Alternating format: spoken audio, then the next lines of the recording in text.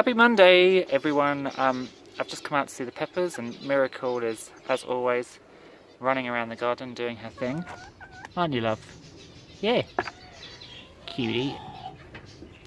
So the peppers, having never grown a pepper before, I'm quite pleased this year. So I've got, there's my hand. You can see the size of this one already, and there's a couple more on that plant.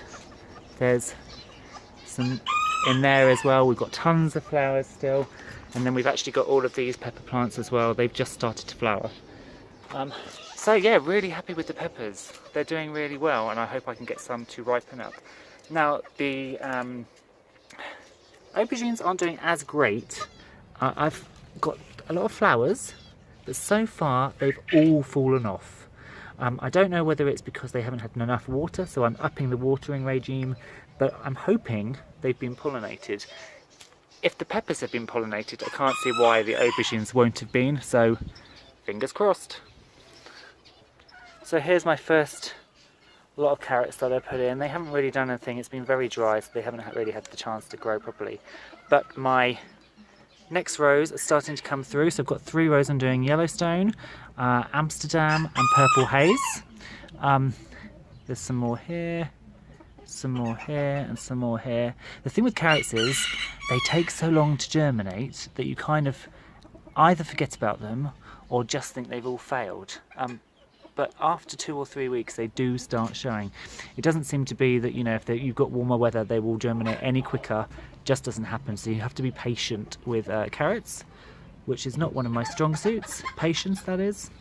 But they're coming, so I'm going to try and fill this entire bed with carrots. There's plenty of time to get more sowings in and plenty of time to harvest, especially some baby carrot varieties. And hopefully now it's warmer and wetter, I might be able to start trying to harvest some of these as well. The foliage is nice, at least. Want to see something gross?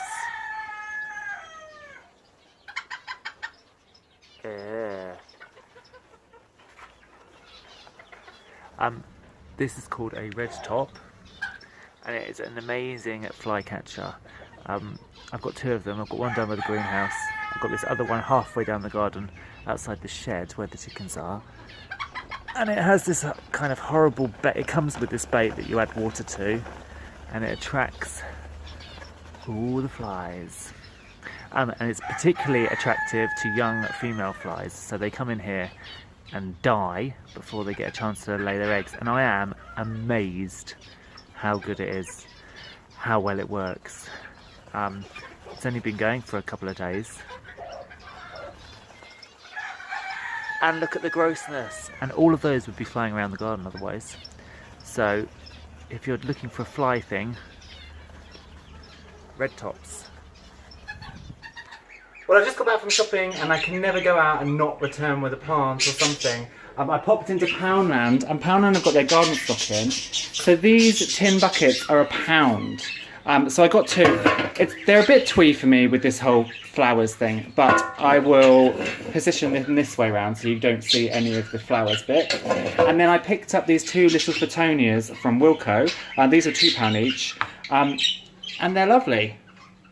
So there's this beautiful foliage, dark reddy foliage, and then this one has this gorgeous green and white variegated foliage. They look good together, so I'm going to plant 1 per pot, and then over the year it will fill out and cover the entire surface. And then if they're set side by side, they'll make quite a nice display.